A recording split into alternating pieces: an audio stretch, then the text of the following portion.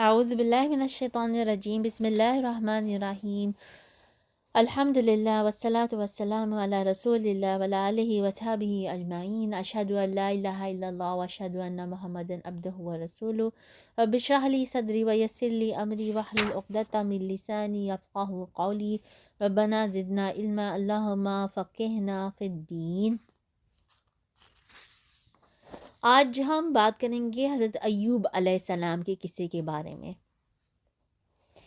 امام ابن اسحاق بیان کرتے ہیں کہ آپ رومی نسل سے تھے اور آپ کا نسبہ نامہ اس طرح سے ہے: ایوب بن موس بن رازے بن عیسو بن اسحاق بن ابراہیم خلیل اللہ علیہم السلام۔ بعض علماء نے آپ کا نسب اس طرح بیان کیا ہے: ایوب بن موس بن روعیل بن عیسو بن اسحاق بن ابراہیم علیہ السلام۔ حافظ ابن عساکر رحمہ اللہ نے ایک قول نقل کیا ہے کہ آپ کی والدہ حضرت لوط علیہ السلام کی دختر تھیں۔ اللہ تعالیٰ نے قرآن میں فرمایا: اور اس ابراہیم کی اولاد میں سے داؤد اور سلیمان اور ایوب اور یوسف اور موسیٰ اور ہارون ہے۔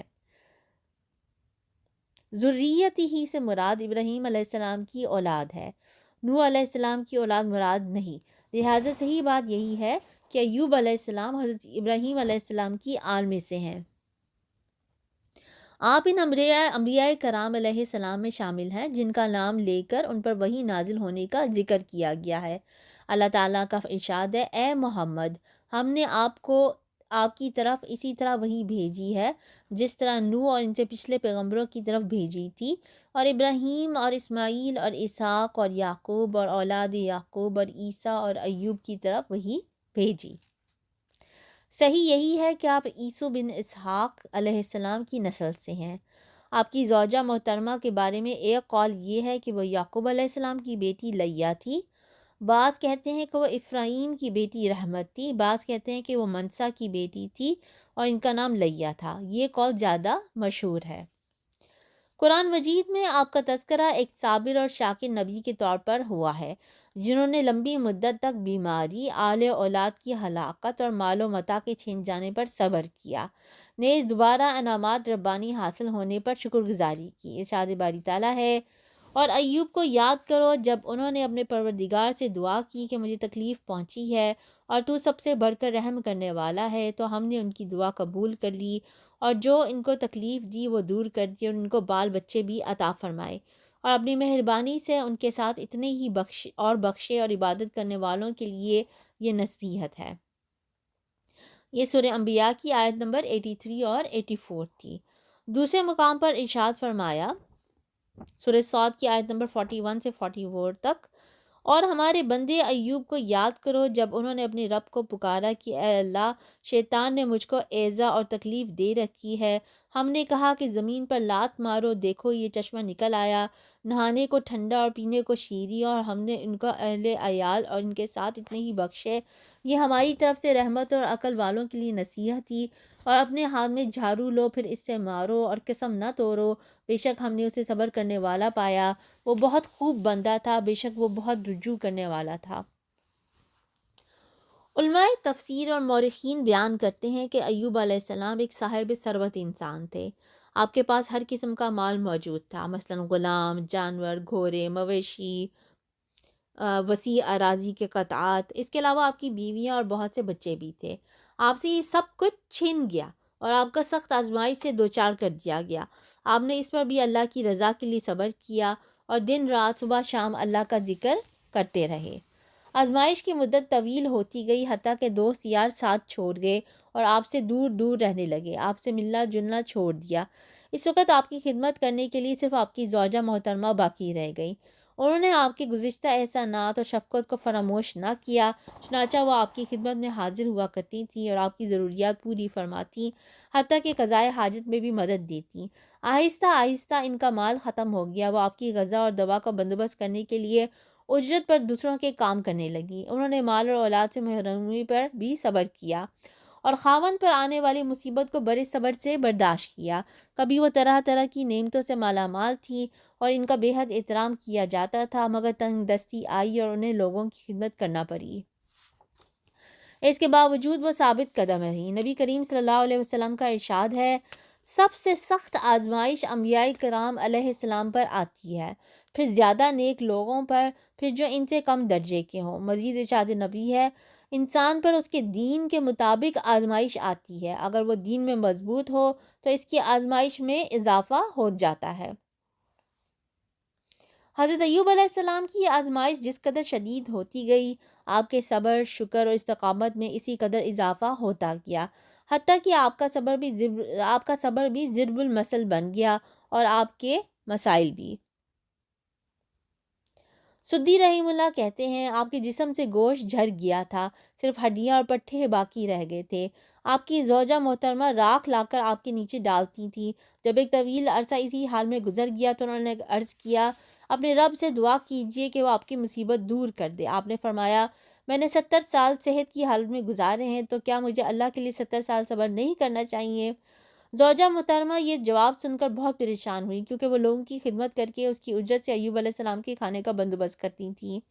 بہرحال اس طرح دن گزرتے رہے۔ ان کی خدمت گزار اور وفا شوار بیوی کے لیے بھی حالات کھٹن سے کھٹن ہوتے جا رہے تھے، اور خود ایوب علیہ السلام کے لیے اپنے خویش اور اقارب بھی ان کی سخت آزمائش اور بیماری وغیرہ کو دیکھ کر ان سے سخت بیگانگی برتنے لگے، جو حضرت ایوب علیہ السلام پر بڑی شاق گزرنے لگی۔ بالآخر وہ بارگاہ الہی میں خوب گر گرائے اور صحت و شفا کی دعا کی۔ اللہ تعالیٰ نے دعا قبول فرمائی اور اس چشمہ صافی سے غسل کرنے کا حکم دیا جو ان کی ایری مارنے سے جاری ہوا تھا۔ حضرت عبداللہ بن عباس رضی اللہ عنہما بیان کرتے ہیں کہ اللہ تعالیٰ نے ایوب علیہ السلام کو جنت کا لباس پہنا دیا۔ آپ صحت مند ہو کر جنتی لباس پہن کر ایک طرف بیٹھ گئے۔ آپ کی زوجہ محترمہ آئیں تو پہچان نہ سکی، بولی اللہ کے بندے، یہاں جو بیمار تھا وہ کہاں گیا؟ کہیں اسے بھیڑیے تو اٹھا کر نہیں لے گئے؟ انہوں نے اس طرح کی کئی باتیں کی تو آپ نے فرمایا، تیرا بھلا ہو، میں ہی ایوب ہوں۔ انہوں نے کہا، مجھ سے کیوں ٹھٹا کرتا ہے؟ آپ نے فرمایا، تیرا بھلا ہو، میں ہی ایوب ہوں، اللہ نے مجھے میرا صحیح جسم دوبارہ دے دیا ہے۔ حضرت ابن عباس رضی اللہ عنہما بیان کرتے ہیں، اللہ تعالیٰ نے آپ کو وہی مال اور وہی بچے دوبارہ دے دیے جو لے لیے گئے تھے، اور اسی قدر مزید بھی عنایت فرمایا۔ وہب بن منبہ رحمہ اللہ فرماتے ہیں کہ اللہ تعالیٰ نے آپ کی طرف وحی نازل فرمائی، میں نے تجھے تیرے اہل اور مال دوبارہ دے دیے ہیں، اور ساتھ اتنے ہی اور دے دیے ہیں، اب اس پانی سے غسل کر لے، تجھے شفا حاصل ہو جائے گی، اور اپنے ساتھیوں کی طرف سے قربانی پیش کر اور ان کے لیے مغفرت کی دعا کر، کیونکہ انہوں نے تیرے معاملے میں میری نافرمانی کی۔ لیکن صحیح بات یہ ہے کہ اللہ تعالیٰ نے ان کے بدلے میں اور اہل و عیال عطا کیے، اور اس سے 1 گنا زیادہ بھی دیے۔ حضرت ابو ہریرہ رضی اللہ عنہ سے روایت ہے کہ نبی صلی اللہ علیہ وسلم نے فرمایا، جب اللہ تعالیٰ نے ایوب علیہ السلام کا صحت عطا فرمائی تو آپ پر سونے کی ٹڈیوں کی بارش کر دی۔ آپ انہیں ہاتھوں سے پکڑ پکڑ کر کپڑے میں ڈالنے لگے۔ آپ کو ندا آئی، ایوب کیا یہ سیر نہیں ہوئے؟ آپ نے عرض کیا، یا رب تیری رحمت سے کون سیر اور مستغنا ہو سکتا ہے؟ حضرت ابو ہریرہ رضی اللہ عنہ ہی سے روایت ہے کہ رسول اللہ صلی اللہ علیہ وسلم نے فرمایا، ایوب علیہ السلام کپڑے اتار کر غسل فرما رہے تھے کہ سونے کی ٹڈیوں کا ایک جھنڈ آپ پر آ گرا۔ ایوب علیہ السلام مٹھیاں بھر بھر کر کپڑے میں ڈالنے لگے۔ اللہ عز و جل نے آواز دی، ایوب کیا میں نے تجھے اس سے مستغنا نہیں کر دیا جو تو دیکھ رہا ہے؟ انہوں نے عرض کیا، جی ہاں یا رب، لیکن میں تیری برکت سے مستغنا نہیں ہو سکتا۔ ارشاد باری تعالیٰ، اپنا پاؤں مارو کا مطلب یہ ہے کہ زمین پر اپنا پاؤں مارو۔ ایوب علیہ السلام نے حکم کی تعمیل کی، اللہ تعالیٰ نے وہاں سے ٹھنڈے پانی کا چشمہ جاری فرما دیا اور حکم دیا کہ اس کا پانی پئیں اور اسی پانی سے غسل کریں۔ چنانچہ اللہ تعالیٰ نے آپ کی تکلیف، درد اور جسم کی تمام ظاہری اور باطنی بیماریاں دور فرما دی، اور ظاہری اور باطنی تندرستی کے ساتھ ساتھ کامل جمال اور بہت سے مال سے بھی نوازا، حتیٰ کہ سونے کی ٹڈیوں کی بارش ہوئی اور دولت اس طرح نازل ہوئی جیسے مینہ برستا ہے۔ اللہ تعالیٰ نے آپ کو اہل و عیال بھی عطا فرمائے، جیسے ارشاد ہے، اور اس کو اہل و عیال عطا فرمائے بلکہ ان کے ساتھ اتنے ہی اور بھی۔ بعض علماء نے اس کا مطلب یہ بیان کیا ہے کہ وہی فوت شدہ افراد زندہ ہو گئے، اور بعض نے کہا کہ اللہ تعالیٰ نے فوت شدہ افراد کی جگہ اور اولاد دے دی، اور قیامت میں پہلی اور پچھلی سب اولاد جمع ہو کر آپ کو مل جائے گی۔ سورہ انبیاء کی آیت 84، اپنی خاص مہربانی سے، یعنی ہم نے آپ کی مصیبت دور کر دی اور آپ کی تکلیف ختم کر دی، یہ ہماری خاص مہربانی اور احسان تھا۔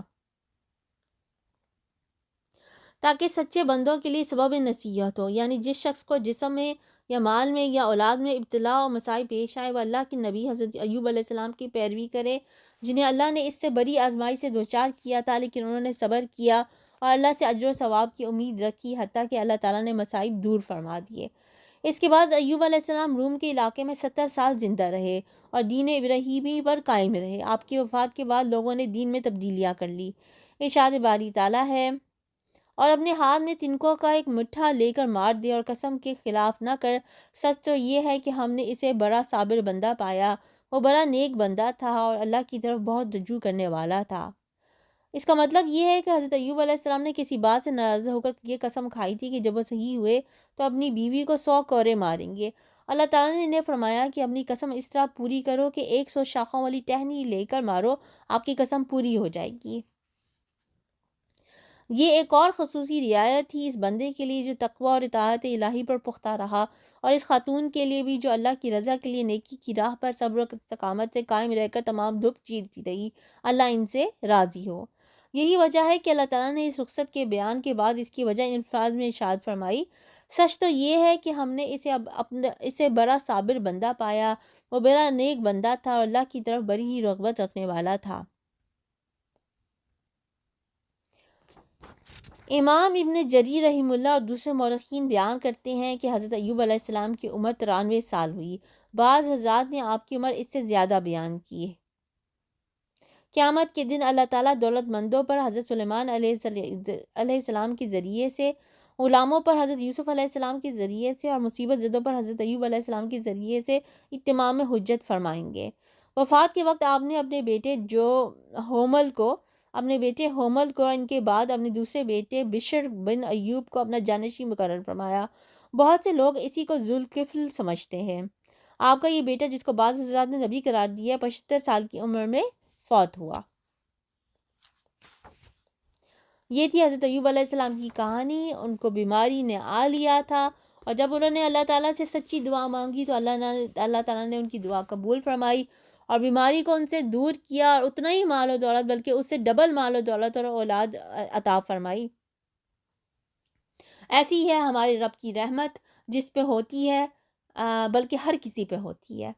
سبحانک اللہم و بحمدک، اشہد ان لا الہ الا انت، استغفرک و اتوب الیک۔